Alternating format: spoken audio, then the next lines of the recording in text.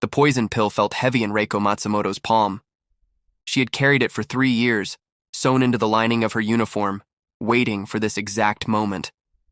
American voices echoed down the hospital corridor. Heavy boots, the clank of rifles. This was it. The moment she had been trained for since she was 17 years old. "Remember," her commanding officer had told her and the other nurses just hours before, "death is 1,000 times more honorable than capture.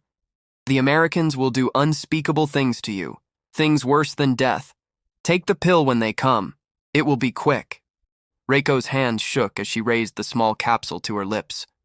Around her, the other nurses were doing the same. Some were crying. Others prayed silently to the Emperor. The footsteps grew louder. But then something happened that would haunt Reiko for the rest of her life.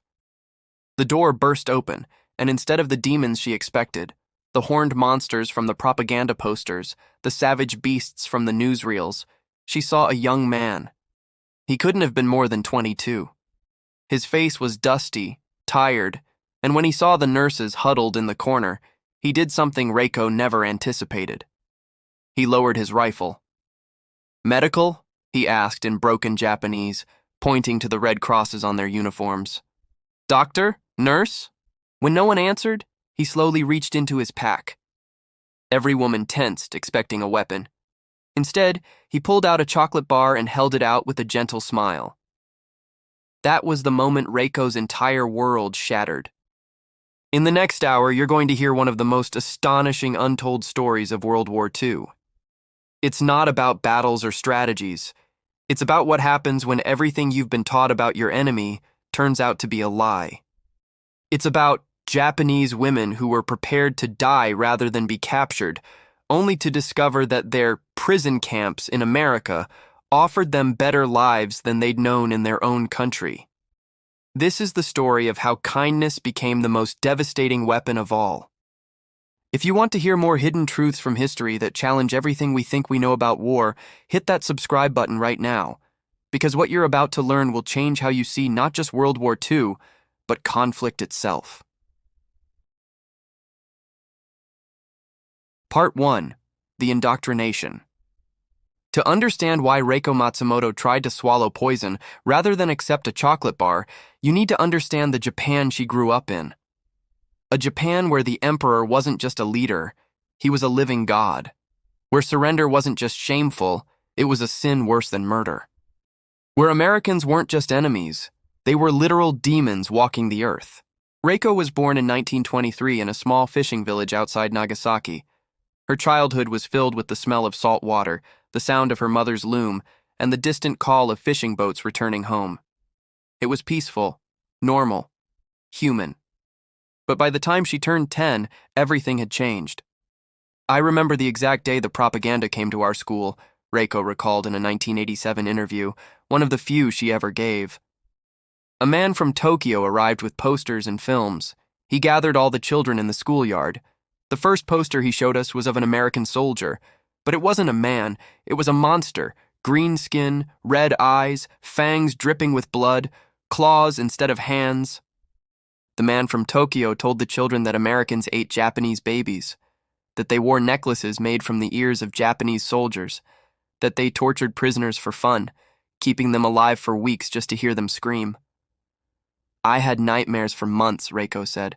"I would wake up crying, convinced that Americans were coming to eat my little brother.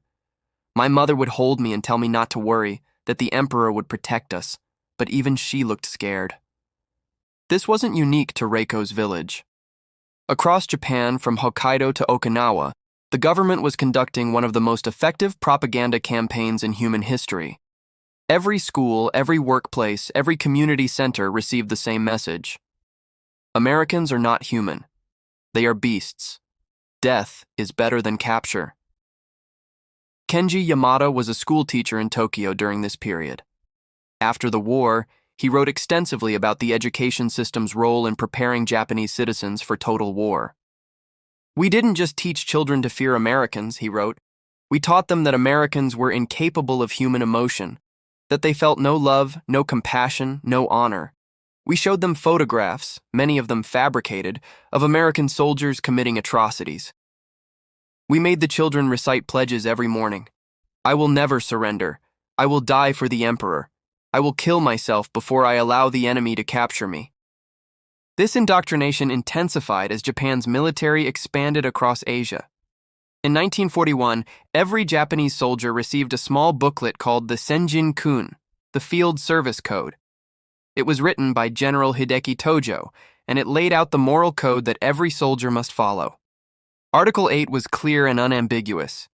Do not live in shame as a prisoner. Die to avoid leaving behind a name of disgrace. This wasn't just a suggestion. It was a sacred command. Soldiers who were captured weren't considered prisoners of war. They were considered dead. Their families held funerals for them. Their names were sometimes removed from family registers. In the most extreme cases, families committed suicide because of the shame of having a family member captured alive. For women, the expectations were even harsher. Japanese society viewed women as the guardians of honor and purity. A woman who was captured by the enemy wasn't just a prisoner. She was assumed to have been sexually violated, which brought unspeakable shame to her entire family. My mother gave me the poison pill when I left to work as a nurse, said Hana Yoshida, who served at a field hospital in the Philippines. She didn't cry, she didn't hug me, she just pressed it into my hand and said, "Use this if they come. Promise me you'll use it." I promised her. I meant it. The propaganda wasn't just words and images, it was reinforced through stories, carefully crafted tales of American brutality that spread through Japanese society like wildfire. One popular story told of a Japanese nurse who had been captured by American forces in the Philippines. According to the tale, the Americans had tortured her for 17 days, cutting off her fingers one by one before finally killing her and sending her mutilated body back to Japanese lines as a warning. The story was completely fabricated, but everyone believed it. We had no reason to doubt, explained Michiko Tanaka, who worked in a munitions factory in Osaka. The government had never lied to us before, or so we thought. Why would they start now?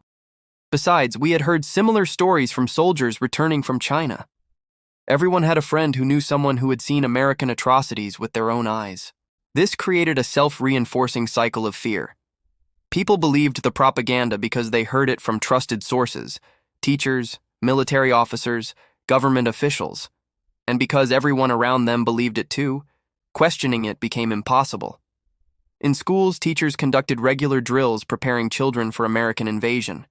Students practiced hiding, learned how to use bamboo spears to fight American soldiers, and were taught the proper way to commit suicide if capture was imminent. We practiced group suicide, recalled Yuki Sato, who was 12 years old when the war ended. Our teacher lined us up in the schoolyard and had us practice pulling imaginary grenade pins and hugging each other. She said that when the Americans invaded, we should all die together so we wouldn't have to face them alone. She made it sound almost beautiful, like we would all go to heaven together to serve the emperor for eternity. Religious institutions reinforced these messages. Shinto priests told congregations that the emperor was descended from the sun goddess Amaterasu, and that dying for him was the highest honor a human could achieve. Buddhist temples held ceremonies blessing soldiers and civilians alike, preparing them for honorable death. Every aspect of society pointed in the same direction, explained Dr. Hiroshi Nakamura, a Japanese historian who spent decades studying wartime propaganda. Entertainment, education, religion, government, all of it told the same story. The Americans are evil, death is honorable, surrender is shame. When that's all you hear, from everyone you trust, it becomes your reality. It becomes truth. By 1944, when Japan's military situation was growing desperate, the propaganda reached fever pitch. The government knew that invasion of the Japanese home islands was possible, even likely. They needed every citizen ready to fight to the death. Posters appeared in every city showing brave Japanese civilians killing themselves rather than surrender. Radio broadcasts featured dramatic reenactments of heroic suicides. Newspapers published letters allegedly written by captured Japanese soldiers begging their families to forget them because they had brought such shame. Toward the end, the propaganda wasn't even about winning anymore, said Keiko Watanabe, who was a teenager during the final years of the war. It was about dying well. They told us that even if Japan lost, we could still achieve victory by showing the world how bravely we died. They said that even in defeat, we could preserve our honor by never surrendering. This created a psychological trap that would have devastating consequences. Millions of Japanese citizens, both military and civilian, became psychologically prepared for death. Many actively looked forward to it, seeing it as their ultimate purpose.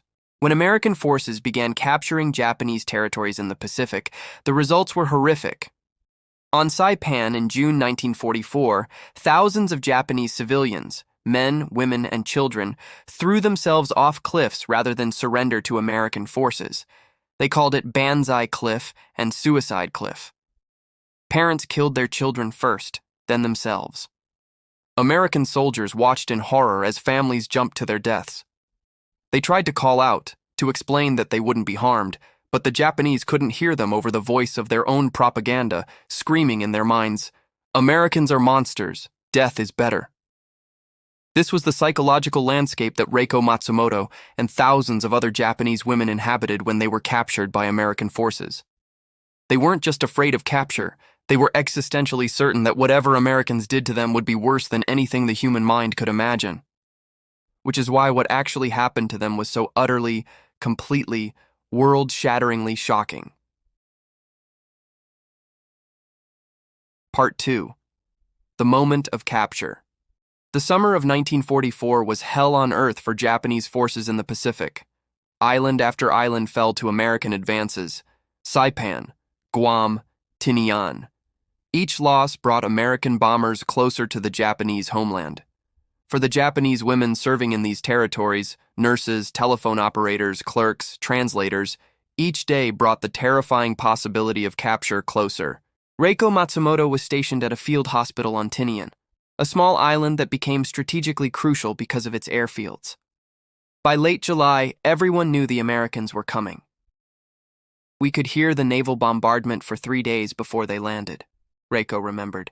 The earth shook constantly. Wounded soldiers poured into our hospital faster than we could treat them. Many were just boys, 17 or 18 years old. They looked at us with such fear in their eyes. Not fear of dying, fear of living, fear of being captured. On July 24th, American Marines landed on Tinian.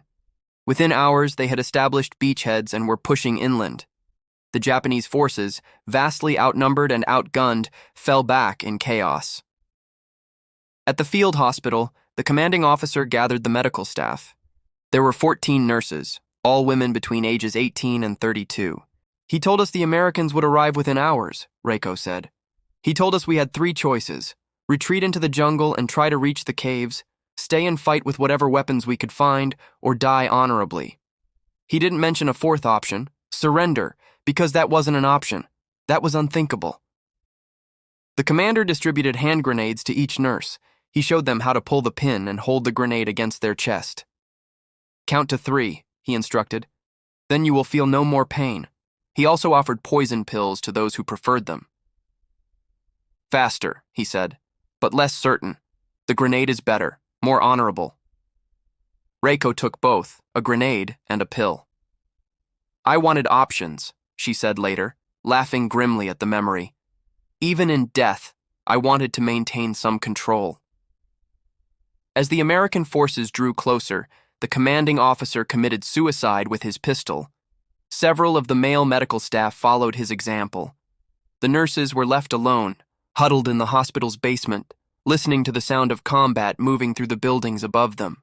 "We held hands," Reiko recalled. Some of the younger girls were crying.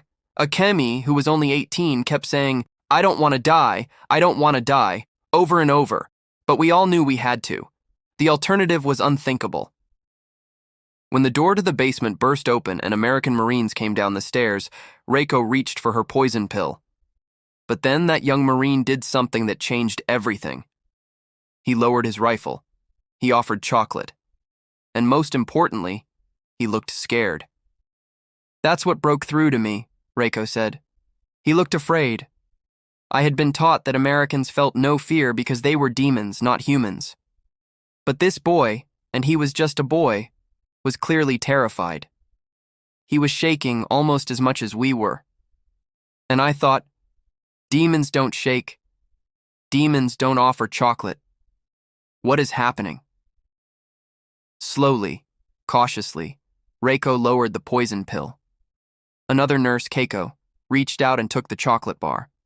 She held it like it might explode. The young Marine smiled encouragingly and mimed eating. He took a bite first, Reiko remembered, to show us it wasn't poisoned. Then he offered it again. Keiko took the smallest bite. She waited. Nothing happened. She took another bite.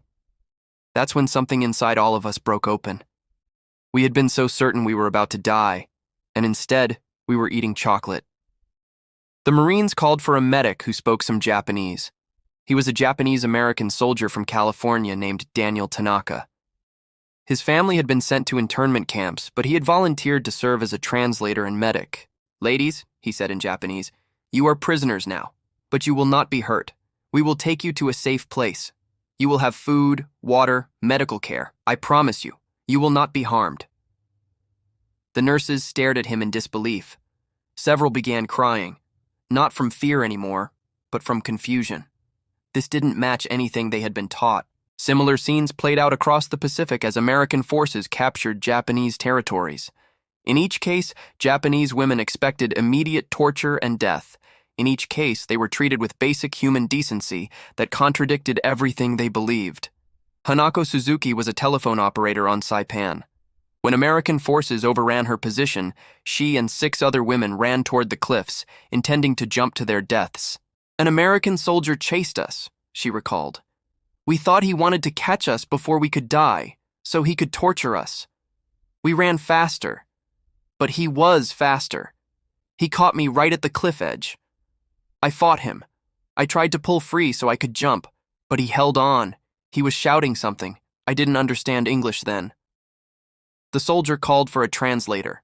When one arrived, Hanako heard the words that would haunt her for the rest of her life. "He says, please don't jump. He says his name is William. He says he has a daughter your age back in America. He says, please, please don't die." "I didn't jump," Hanako said. "Not because I was weak, but because his face. I will never forget his face. He was crying for me, a stranger, an enemy, and I thought, this is impossible. Demons don't cry." For Michiko Ito, capture came differently. She was a clerk at a military headquarters on Guam.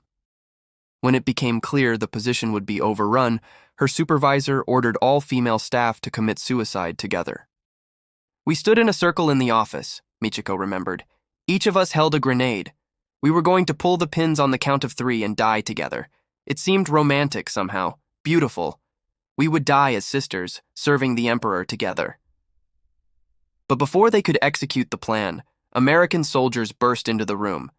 Seeing the grenades, they immediately opened fire, not at the women, but at the ceiling. "The noise shocked us," Michiko said. "Several women dropped their grenades in fear. The Americans dove forward and grabbed them before the pins could be pulled. They were trying to save our lives. They were risking their own lives to save us. I couldn't process it. It made no sense." One by one, the soldiers carefully disarmed the women, speaking softly, moving slowly, trying not to frighten them further. A female nurse was called in, an American military nurse, who spoke to the women in a calm, gentle voice even though they couldn't understand her words. "She took my hand," Michiko said. "She looked me in the eyes and smiled. It was the kindest smile. I hadn't seen kindness in so long. In Japan toward the end, there was only fear and duty and sacrifice. But this enemy woman, this demon, was showing me kindness. I started crying. I couldn't stop." The pattern repeated across the Pacific. Japanese women prepared for death or worse, only to encounter American soldiers who treated them like human beings. Yuki Nakamura was a nurse on Okinawa during the brutal 3-month battle for the island.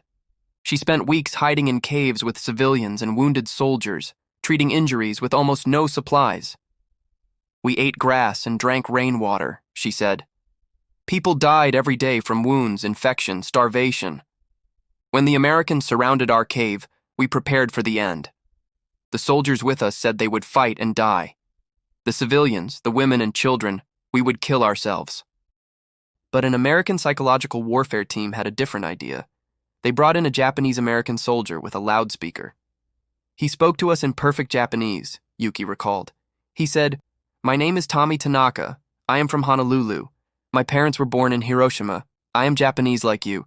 Please believe me when I tell you that you will not be harmed. We have food, water, medicine.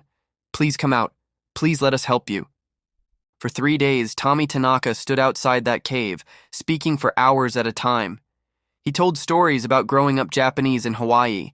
He sang Japanese songs. He recited Japanese poetry. Slowly, his humanity broke through the propaganda. On the 3rd day, I couldn't stand it anymore, Yuki said. People in the cave were dying. Children were crying from hunger. I thought, if this man is lying, if he's really a demon, then we'll die. But we're dying anyway. At least this way there's a chance. Yuki walked out of the cave first. She expected to be shot immediately. Instead, an American medic rushed forward with a canteen of water and a ration pack. "He checked me for wounds," she said. "He was professional, gentle. He gave me water. He gave me food. He called for a stretcher for an old man who came out behind me. And I thought, we were so wrong. We were so terribly, tragically wrong about everything." Within hours, the entire group of more than 50 civilians and wounded soldiers had emerged from the cave. Not one was harmed. These moments of capture, terrifying, confusing, paradigm-shattering, were just the beginning. The real psychological earthquake would come when these women learned where they were being sent, to America itself, to the heart of enemy territory, to places they had been taught were inhabited by demons, where surely the real horrors would begin. What they found there would challenge not just their understanding of Americans, but their understanding of their own country, their own leaders, and ultimately, themselves. Part 3. The Journey to America. In the summer and fall of 1944, the first groups of Japanese women prisoners began the long journey across the Pacific to prisoner of war camps in the United States. For most of them, this journey was more terrifying than combat itself. "At least in battle, you know what's happening," explained Reiko Matsumoto.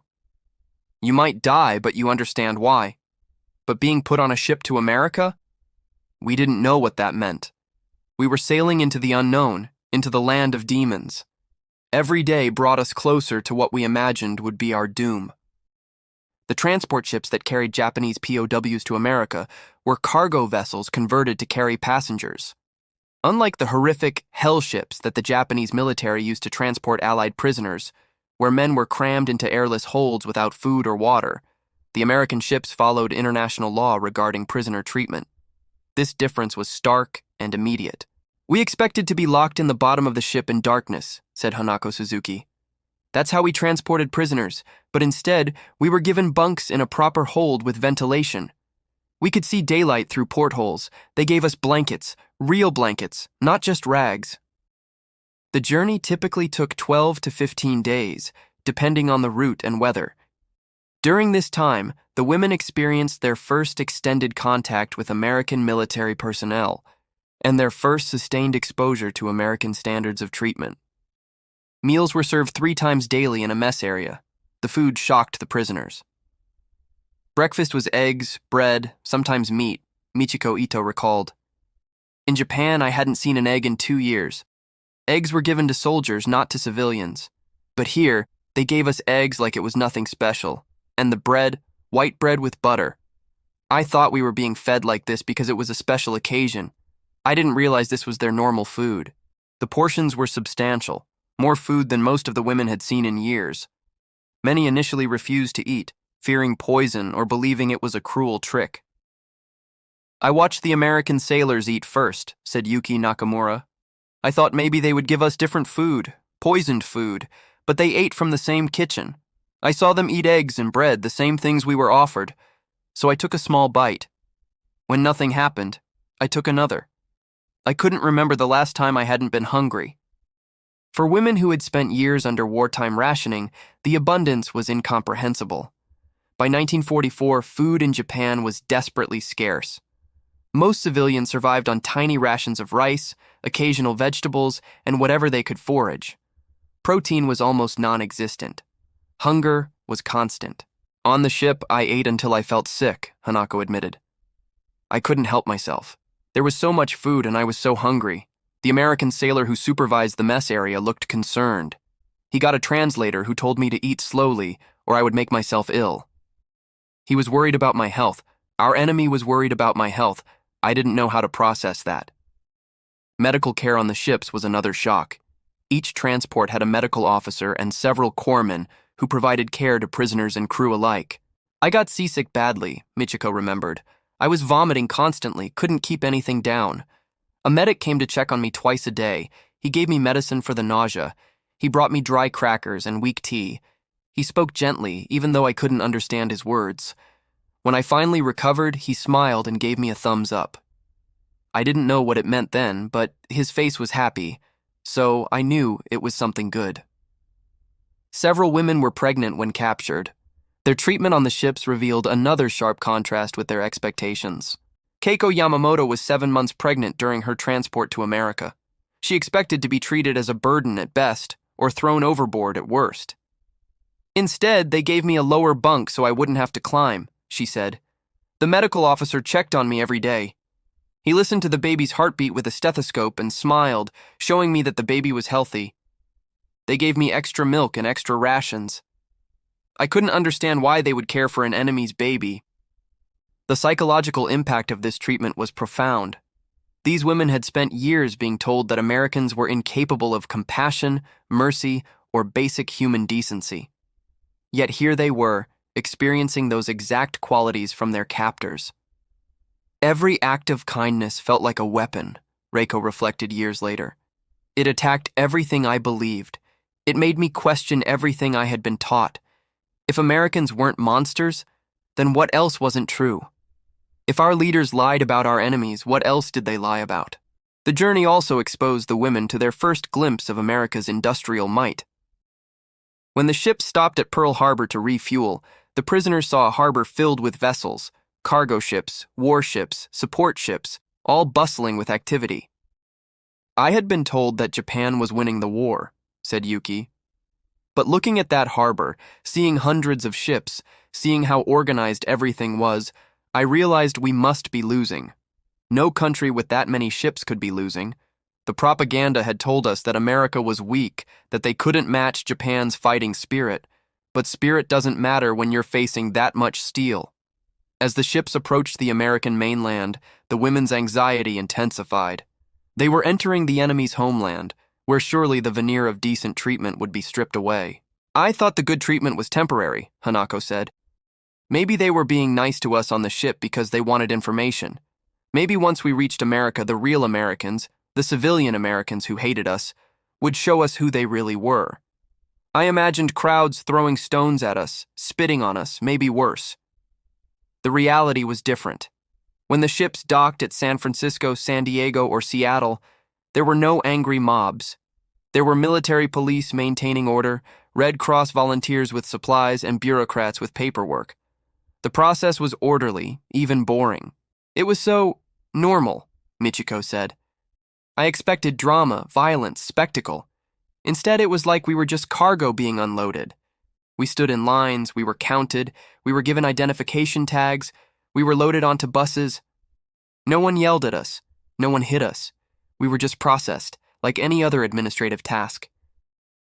The buses had windows, and the women pressed their faces to the glass, trying to see this country that had haunted their nightmares. San Francisco was beautiful, Reiko remembered.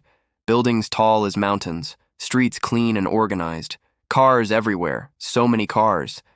In Japan, only the very wealthy had cars. But here, regular people drove them. The streets were lit up even though it was daytime. There was no bomb damage, no rubble, no signs of war at all. This visual evidence of American prosperity shook the women almost as much as the kindness they'd received. We had been told America was suffering because of the war, Yuki said. That their people were starving, that their economy was collapsing. But everywhere I looked, I saw wealth. Stores with full windows, people in good clothes, buildings intact and beautiful. I realized that the war had barely touched America. While we were eating grass in Japan, Americans were eating eggs and butter. How could we hope to win against such a country? The train journey from the ports to the inland POW camps took several days. The trains were passenger cars, not cattle cars or box cars, with seats and windows. I had expected to be transported like animals, Hanako said. But we sat in seats, real seats with cushions. The windows had curtains. There were bathrooms we could use. The American guards rode in the same cars as us. They didn't separate themselves from us like we were contaminated. The journey took them through American landscapes that seemed impossibly vast and rich. I saw farms that stretched to the horizon, Michiko said. Fields of wheat, corn, vegetables. In Japan, every tiny plot of land was cultivated because we had so little. But America had so much land. They let some of it go wild. I saw forests that no one was cutting down for fuel. I saw rivers full of water that no one was using. The abundance made me want to cry. At night, the trains passed through towns and cities, lit up with electric lights. In Japan, we had blackouts, Reiko said. Every night, complete darkness because of the air raids. But American cities blazed with light. They weren't afraid of bombers. They weren't afraid of anything. Looking at those lights, I understood for the first time that Japan had no chance of winning this war. We were fighting a country that could afford to light up its cities while we were huddling in darkness. When the trains finally arrived at the POW camps, locations in the American Southwest, the Midwest, and other inland areas far from the coasts, the women had already undergone a profound psychological shift. They still expected cruelty. They still feared the worst. But they had also begun to doubt the propaganda that had shaped their entire worldview. By the time we arrived at the camp, I was confused, Yuki admitted. Everything I had experienced contradicted what I had been taught, but I told myself the real test was coming. Surely, I thought, once we're in the camp, once we're away from military oversight, the Americans would show their true nature. I kept waiting for the other shoe to drop. It never did. Part 4. Life in the Camps. The POW camp that Reiko Matsumoto and her fellow nurses were assigned to was located in New Mexico, a place so different from Japan that it might as well have been another planet. I had never seen a desert before, Reiko said. In Japan, everything is green and crowded. But here, there was space, endless space. The sky was so big it frightened me. I felt like I could fall upward into all that emptiness. The camp itself was a collection of wooden barracks surrounded by a chain-link fence topped with barbed wire. Guard towers stood at each corner. It looked like a prison. But the similarities to the prisons the women had imagined ended there. Each barrack housed 20 women in individual bunks. Each bunk had a mattress, pillow, 2 sheets, and 2 blankets. There was a footlocker for personal items. The buildings had electric lights, heating for winter, and windows with screens to keep out insects. My first night I couldn't sleep, Hanako Suzuki recalled. Not because I was uncomfortable. The bed was better than anything I'd slept on in years. I couldn't sleep because I kept waiting for the nightmare to begin. I thought maybe they were letting us get comfortable before the torture started. The daily routine began at 6 a.m. with a bell. Women rose, made their beds, and had 30 minutes to wash and dress before breakfast. The bathroom facilities were another shock to the women's systems. We had running water, Michiko Ito said, still sounding amazed decades later. Hot and cold water from taps. Real toilets that flushed. Showers with hot water.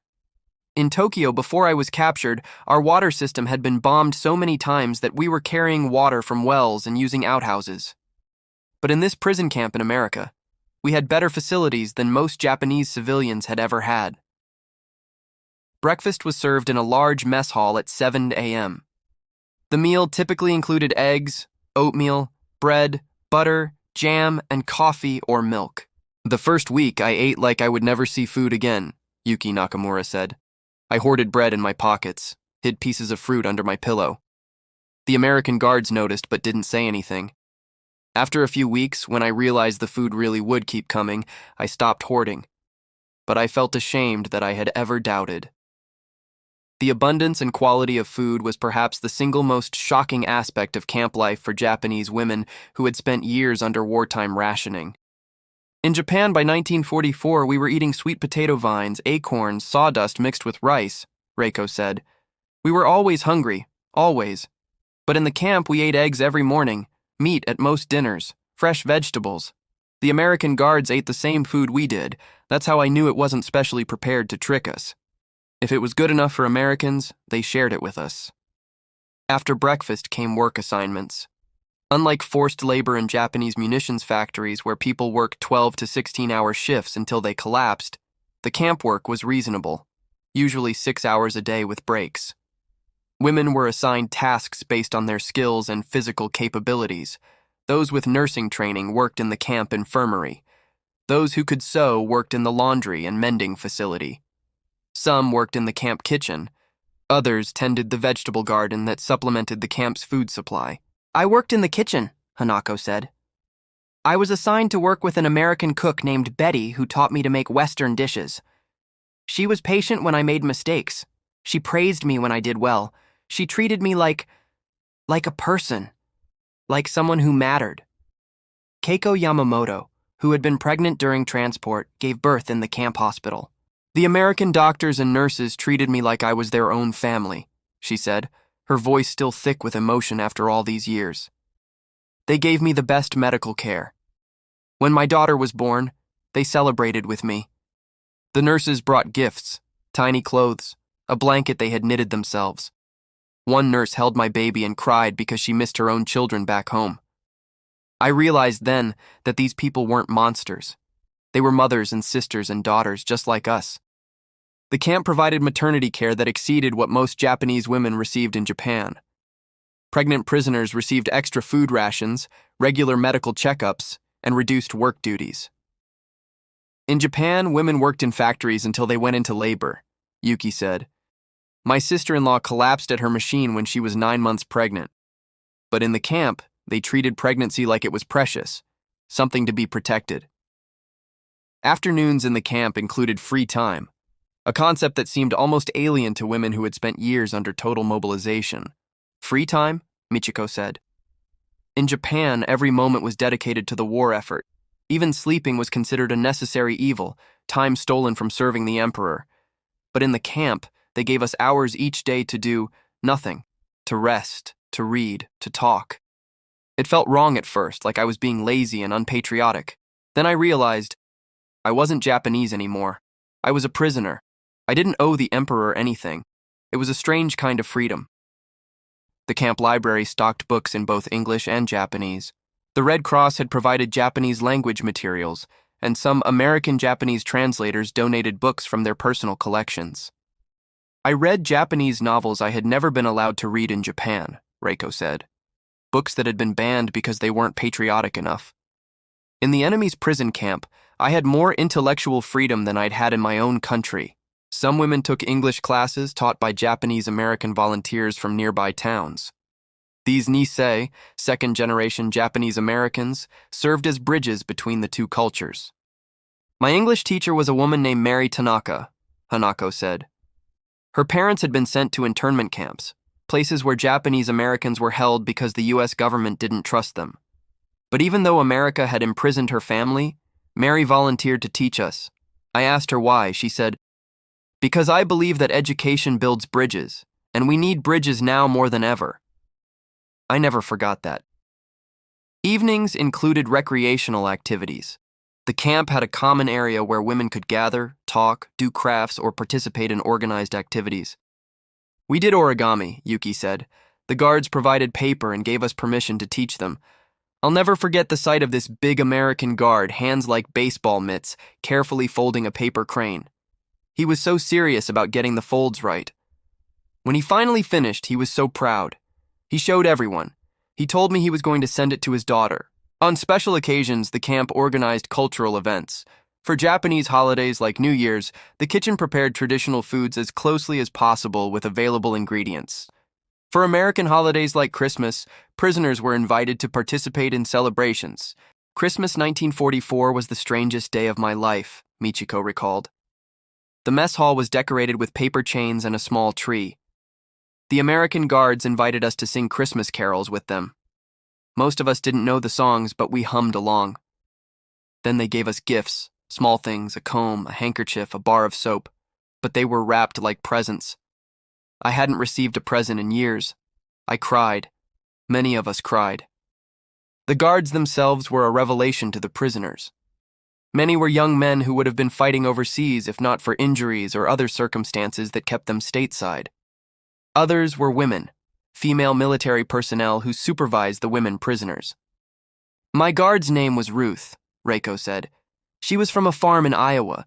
She showed me pictures of her family, her parents, her younger brothers. One of her brothers was fighting in Europe. She was worried about him. She talked to me about her fears even though I was the enemy. She treated me like a friend. How do you maintain hatred for someone who shares their fears with you? These personal connections had profound effects on both prisoners and guards. Ruth asked me to teach her some Japanese phrases, Reiko continued. She wanted to be able to communicate better with us. She practiced every day, stumbling over the pronunciation. When she finally said Ohayo gozaimasu correctly, we all applauded. She bowed. Badly, but she tried. The respect she showed for our culture meant more than I can express. Medical care in the camp was comprehensive and, by Japanese standards, extraordinary.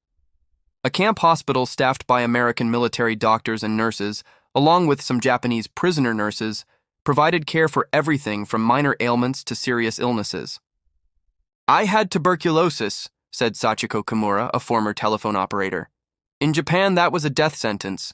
They would have isolated me and let me die, but in the camp they gave me medicine, streptomycin, which had just been developed. They gave it to me, a prisoner, an enemy. Within months I was getting better. An American doctor saved my life when my own country would have let me die. Dental care was also provided, another shock to women who had gone years without seeing a dentist. My teeth were in terrible condition, Hanako said. Years of poor nutrition and no dental care. The American dentist examined me and looked so sad. He said through a translator, "We're going to fix this." Over several months, he filled cavities, cleaned my teeth, even made me a partial denture for teeth I had lost. He treated me like I was his own patient, not an enemy prisoner. The camp also addressed mental health, though the term wasn't commonly used then. Staff noticed that many prisoners showed signs of what we now call PTSD and depression. A nurse noticed I wasn't eating, wasn't sleeping, just staring at walls, Yuki said. She sat with me every day for a week, just sitting quietly. She didn't force me to talk. She just stayed with me so I wasn't alone. Slowly, I came back to myself. In Japan, they would have called me weak and told me to serve the emperor better. But this American nurse understood that my mind was wounded, just like a body can be wounded. As months passed, the initial terror and suspicion began to fade, replaced by something more complex, a growing understanding that the propaganda had been lies, all lies. I remember the exact moment I stopped being afraid, Michiko said. It was about 6 months into my imprisonment. I was working in the garden, and I cut my hand on a sharp tool. It was bleeding badly. Without thinking, I cried out. Guard Ruth came running, actually running, and the look on her face was pure concern. She grabbed my hand, wrapped it in her own handkerchief, and rushed me to the infirmary. She held my other hand while the doctor stitched the cut, and I thought, she cares if I'm hurt. She genuinely cares. That's when I knew. They weren't monsters. They had never been monsters. Part 5. The Psychological Transformation. The most profound battle these women fought wasn't against their American captors. It was against the lies that had been embedded in their minds since childhood. Recognizing propaganda is one thing. Overcoming its psychological effects is something else entirely. Imagine you've been told your entire life that the sky is red, Reiko explained. Then one day you look up and it's blue. Your eyes see blue, but your mind keeps insisting it should be red. That's what it was like. Reality was showing us one thing, but years of propaganda kept whispering that we were wrong, that we were being tricked, that the true horror was still coming. For many women, the first weeks and months in the camp were marked by intense cognitive dissonance, the psychological discomfort of holding two contradictory beliefs simultaneously. Part of me kept expecting the kindness to end, Hanako said. I would eat breakfast and think, this is the last good meal. I would go to bed comfortable and think, tomorrow, the torture begins. I couldn't fully believe what I was experiencing because it contradicted everything I knew to be true. This cognitive dissonance manifested in different ways. Some women became withdrawn and silent, unable to process their new reality. Others became angry at the Americans for confusing them, at their own government for lying to them, at themselves for believing the lies. I was angry for months, Michiko admitted. Angry at everyone and everything. The American guards didn't understand why I was hostile when they were treating me well, but I wasn't angry at them. I was angry at the world for being different than I thought it was. I was angry at my teachers for lying to me. I was angry at myself for being so stupid, so gullible. A few women initially refused to accept the evidence of their own experiences. They insisted that the good treatment was an elaborate trick, that the Americans were fattening them up for some terrible purpose. There was a woman named Tomoko who refused to eat for the first 2 weeks, Yuki recalled. She said the food was poisoned or drugged. When the rest of us didn't get sick, she said we were collaborators, that we had been bought by the Americans. She couldn't accept that her worldview was wrong, so she invented explanations that preserved it. The transformation, when it came, was often triggered by small, personal moments rather than grand revelations. For Reiko, it came during an English lesson. Mary Tanaka, my teacher, brought in photographs of Hiroshima from before the war, Reiko said. Beautiful pictures of the city, the trees, the river, people in traditional dress celebrating festivals. She said, "My mother was born here. I've never seen it, but she told me stories." Mary started crying. She was crying for a city she'd never seen, a city her mother had left decades ago. And I realized she loved Japan. This American woman loved Japan. How could I keep believing Americans were demons when this one was crying over my country's beauty? For Hanako, the moment came during a medical emergency. Another prisoner went into premature labor, she said. There were complications. The American doctor and nurses worked for hours to save both mother and baby. When they succeeded, the doctor sat down in the hallway and put his head in his hands. He was shaking. A nurse told me later that he had been terrified of losing them. He cared that much about saving an enemy's life. That's when I knew, really knew, that we had been lied to about who Americans were. Michiko's transformation came through correspondence. The Red Cross helped us send letters home, she said. I wrote to my mother, expecting her to disown me for the shame of being captured. But she wrote back, "Thank the gods you are alive. I don't care about shame. I only care that my daughter survived." She told me that my father cried with joy when he got my letter. If my own parents, who had taught me about honor and shame, could forgive me for surviving, then maybe surviving wasn't shameful after all. As the women began to accept that their treatment was genuine and not a trick, they faced a deeper, more painful question. If the Americans weren't monsters, what did that say about the war? About the deaths? About the suffering? I thought about all the people who had died, Yuki said quietly. All the soldiers who fought to the last bullet. All the civilians who killed themselves rather than be captured. All the suffering and sacrifice. And for what? To fight against people who would have treated us with decency. The waste of it all was crushing. This realization led some women into deep depression. I stopped eating again, but for a different reason, Sachiko said. Not because I feared poison, but because I felt I didn't deserve to eat. So many had died. Why did I get to survive? Why did I get to eat eggs and sleep in a warm bed while my friends and family in Japan were starving?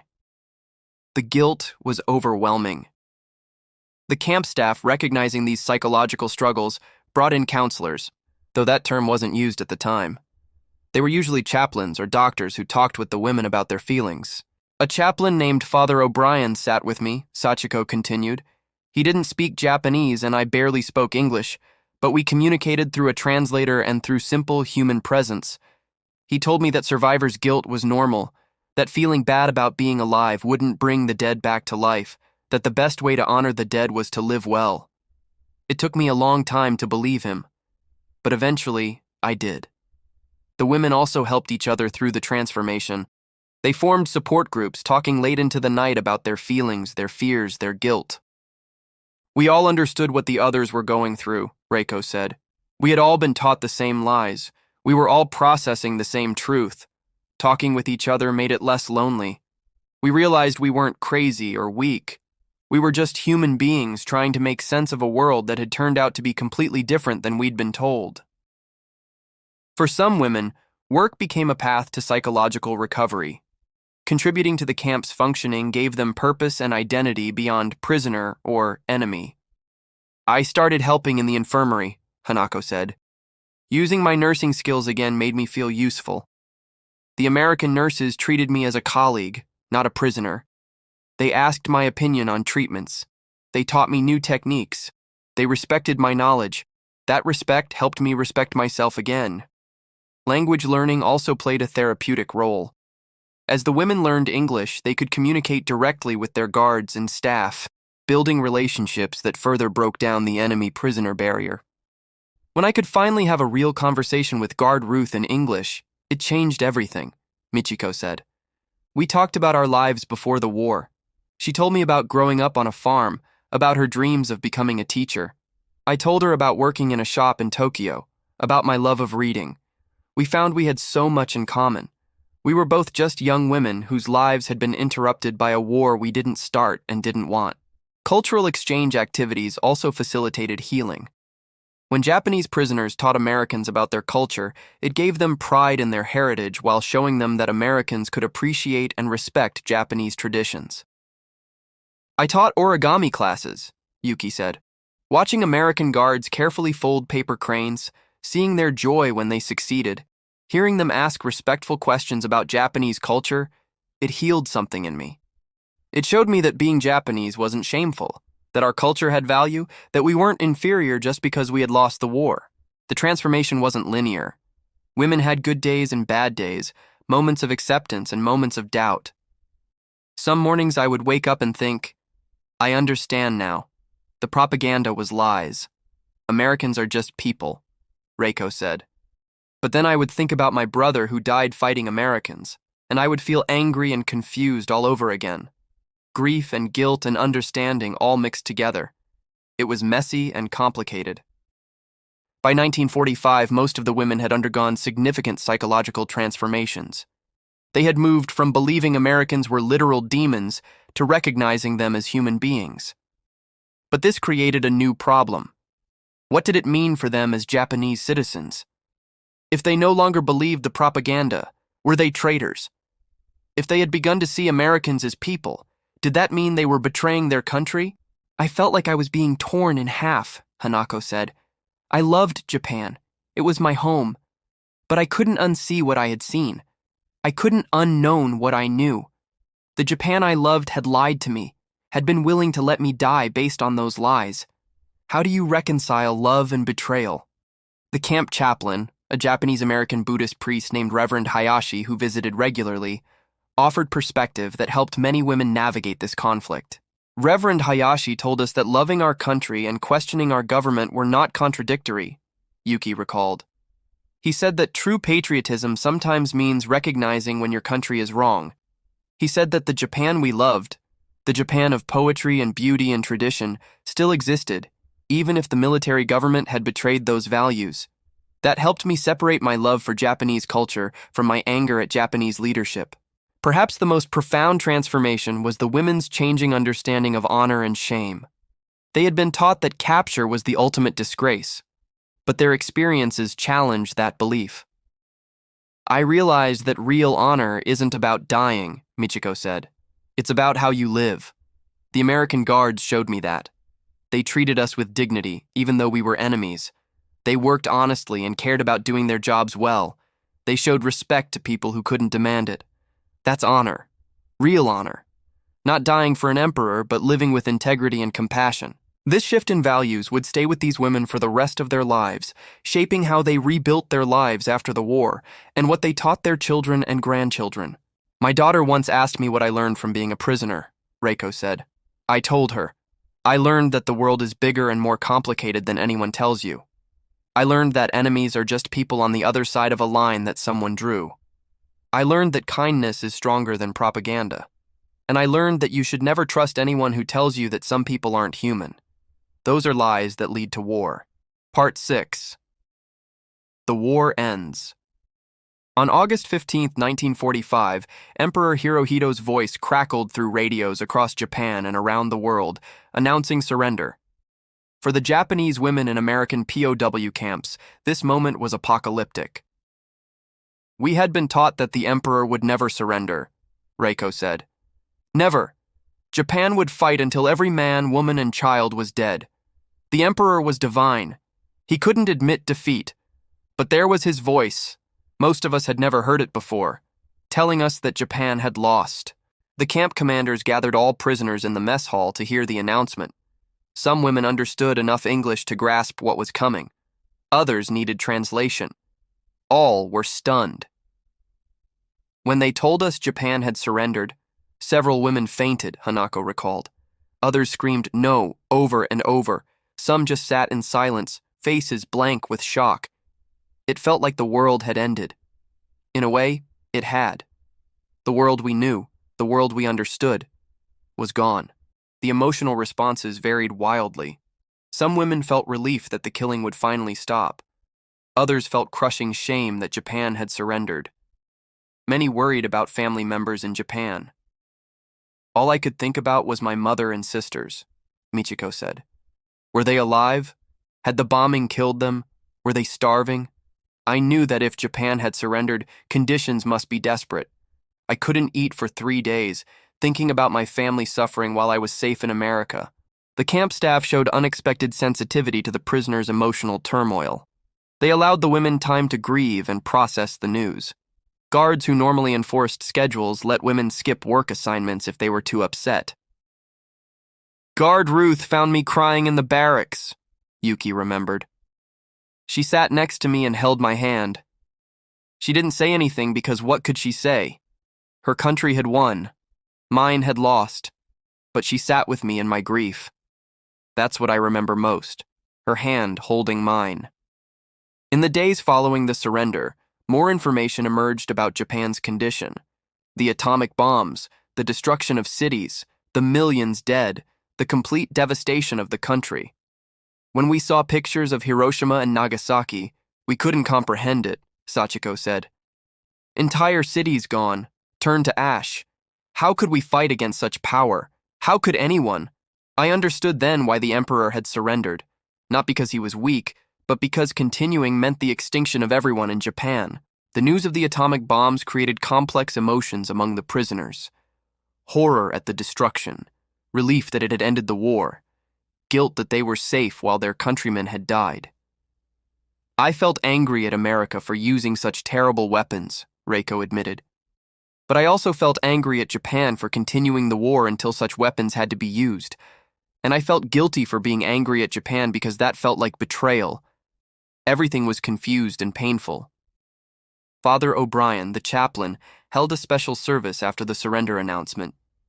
He invited both American staff and Japanese prisoners. He spoke about peace, Hanako said, about how war makes everyone suffer, winners and losers alike, about how the work now was healing, not hurting, about how the human task was to find ways to live together. He prayed for everyone who had died, on all sides. It was the first time I heard someone acknowledge that suffering wasn't just happening to my people, but to everyone. It helped. As the initial shock wore off, a new fear emerged. What would happen to them now? The war was over. They were prisoners of a country that had utterly defeated theirs. Would they be executed as revenge? Kept as slaves? What did the future hold? I thought maybe they had been kind to us during the war because they still needed to look civilized, Yuki said. But now that they had won, maybe they would show their true nature. Maybe the kindness had been strategic, and now it would end. The camp commander, Colonel Matthews, called a meeting to address these fears. Through translators, he explained what would happen next. He told us we would be repatriated, sent home to Japan, Michiko recalled. He said it might take months to arrange because transportation was difficult and Japan was in chaos, but he promised we would go home. He also said that until then, our treatment would continue as before. We would be cared for, fed, protected. He said the war was over, and now the work of peace began. For many women, this promise was hard to believe. I kept thinking there must be a catch, Sachiko said. Why would they send us home? Why not keep us as prisoners forever, or execute us, or make us slaves? What country defeats an enemy and then just lets them go? It didn't make sense to me. But Colonel Matthews proved true to his word. Life in the camp continued as before. The food didn't get worse. The treatment didn't become harsh. If anything, the atmosphere relaxed. Guards who had maintained professional distance began to socialize more freely with prisoners. After the surrender, Ruth started joining us during lunch sometimes, Reiko said. She would practice her Japanese and we would practice our English. We talked about what we would do after we went home. She was going to go to college. I told her I hoped to teach again. She said I would make a good teacher. It was such a normal conversation. Two young women planning their futures. 6 months earlier, we had been enemies in a war. Now we were just two people hoping for a better life. The period between the surrender in August and repatriation beginning in late 1945 was strange. A liminal time when the women were still prisoners, but the war that had made them prisoners was over. We were in between, Hanako said. Not at war anymore, but not yet at peace. Still in America, but thinking about Japan. Still prisoners, but being treated almost like guests. It was a strange time. Some women struggled with anticipation of returning home. Would their families accept them? How would they be treated by other Japanese who hadn't surrendered?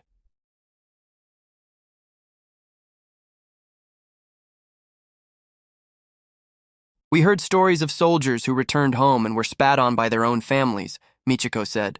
If that's how they treated soldiers, how would they treat us? Women who had been captured, who had lived with the enemy, who had learned the enemy's language. The American camp staff tried to prepare the women for repatriation. They provided information about conditions in post-war Japan and offered advice on how to handle potential prejudice. Colonel Matthews was honest with us, Reiko said. He told us that Japan was devastated, that food was scarce, that many people had lost their homes. He said some Japanese still believed the propaganda about prisoners being shameful. But he also said that Japan would need strong women to rebuild. He said our experiences, our survival, our strength, those were assets, not liabilities. He told us to be proud of who we were. Some women received letters from family members in Japan through the Red Cross. These letters provided the first direct news about their loved ones. When I got a letter from my mother saying she and my sisters were alive, I cried for an hour, Hanako said. She said our house had been destroyed in bombing, but they were alive. She said she prayed every day that I was safe, and now her prayers were answered.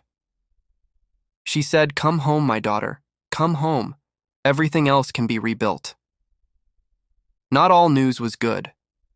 Many women learned that family members had died, killed in bombing, lost in battle, or dead from starvation and disease in the war's final desperate months. I learned that my brother had died in Okinawa, Yuki said quietly. He was 19, just a boy. The letter from my father was short. Your brother gave his life for the emperor. We are proud. We are also thankful you survived. Please come home.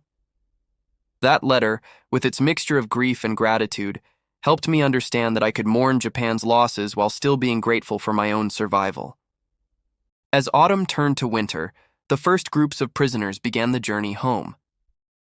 The ships that had brought them to America reversed course, carrying them back across the Pacific to a homeland many barely recognized anymore. When it was finally my turn to leave, I felt strange, Reiko said. Part of me was desperate to go home, but part of me was sad to leave. I had made friends with some of the American staff. I had learned new skills. I had discovered parts of myself I never knew existed. The girl who arrived at this camp wasn't the woman who was leaving it. Part 7. Returning home. The journey back to Japan took nearly 3 weeks. The ships were crowded with repatriated prisoners, former soldiers and civilians alike, all heading home to an uncertain future. The atmosphere on the ship was completely different from when we traveled to America, Hanako recalled. Then, we had been terrified, expecting to be going to our deaths. Now, we were going home, but we were still afraid. Just a different kind of fear. As the ships approached Japan in late 1945 and early 1946, the women got their first glimpses of what the war had done to their homeland. When we sailed into Tokyo Bay, I couldn't believe what I saw, Michiko said. Or rather, what I didn't see. Whole neighborhoods were just gone, flattened, burned. Where there had been buildings and homes, there was nothing but rubble and ash. It looked like the surface of the moon. The port itself was crowded with American military ships and personnel. Japan was now under Allied occupation, primarily American. The sight of American soldiers on Japanese soil, American flags flying over Japanese buildings, was jarring. Part of me felt angry seeing American soldiers in Japan, Yuki admitted. This was our country, our home. But another part of me felt complicated. These were the same soldiers who had treated me well in the camps. How could I hate them when they had been kind to me?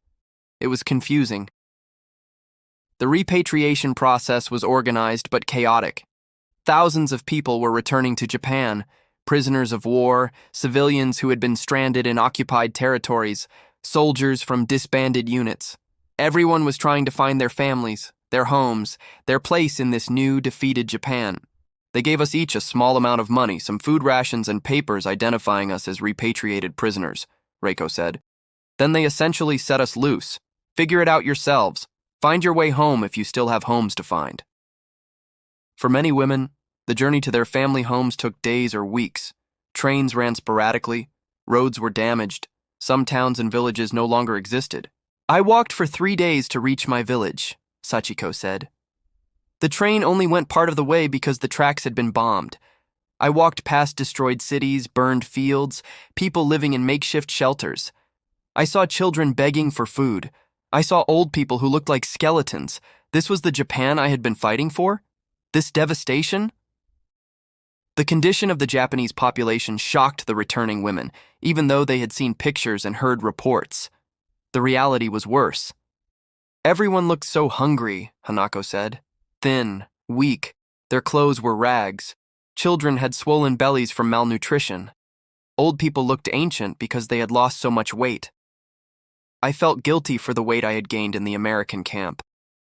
I felt guilty for being healthy when everyone else was starving. When Reiko finally reached her village, she barely recognized it. Half the houses were gone, she said.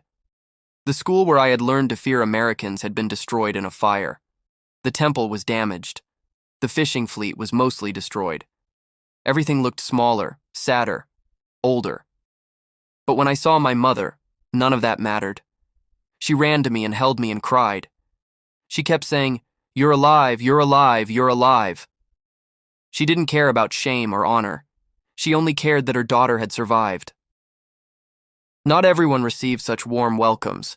Yuki's experience was more difficult. My father was glad to see me, but he was also distant, she said. He didn't want to talk about where I had been or what had happened. My aunt was worse.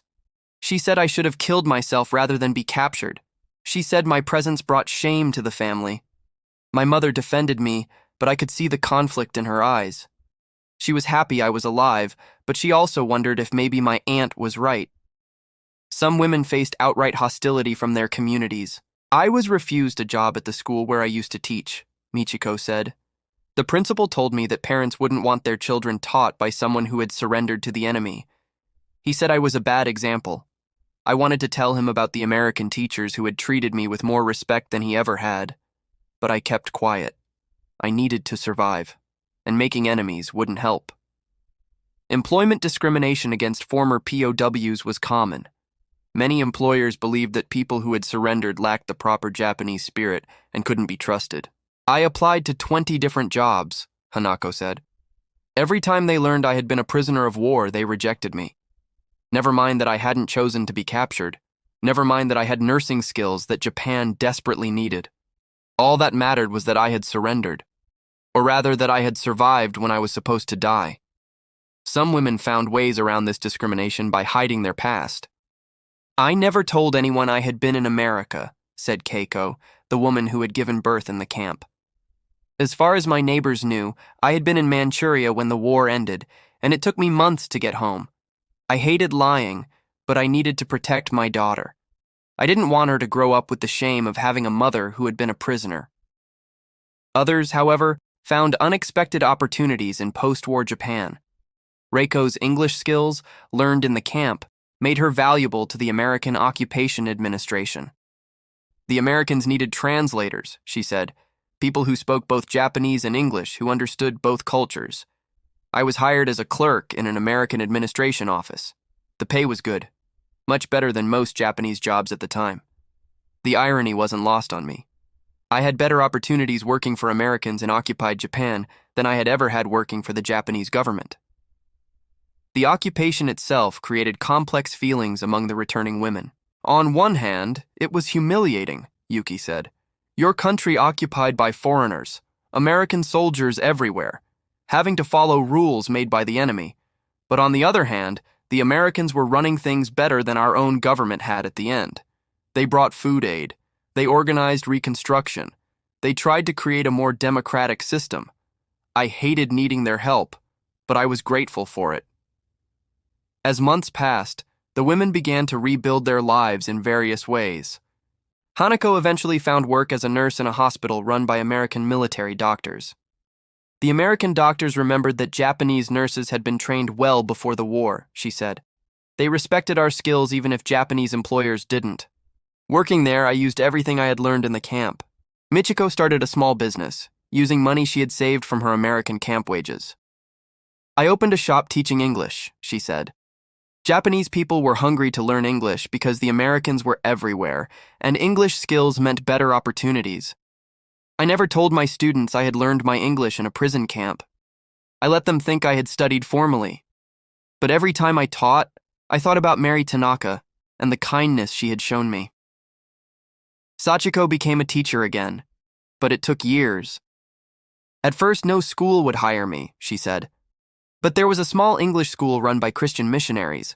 They didn't care that I had been a prisoner. They cared that I could teach. I worked there for 3 years until attitudes started to change. Eventually, as Japan rebuilt and the occupation continued, people's views shifted. Being able to work with Americans became an asset instead of a liability. The women also had to navigate complex relationships with family members who had different war experiences. My cousin's husband had been a soldier who fought until the very end, Reiko said. He looked at me with such contempt. To him, I represented everything weak about the Japanese people, the willingness to surrender, to cooperate with the enemy, to survive rather than die gloriously. We barely spoke at family gatherings. He couldn't understand that survival took its own kind of strength.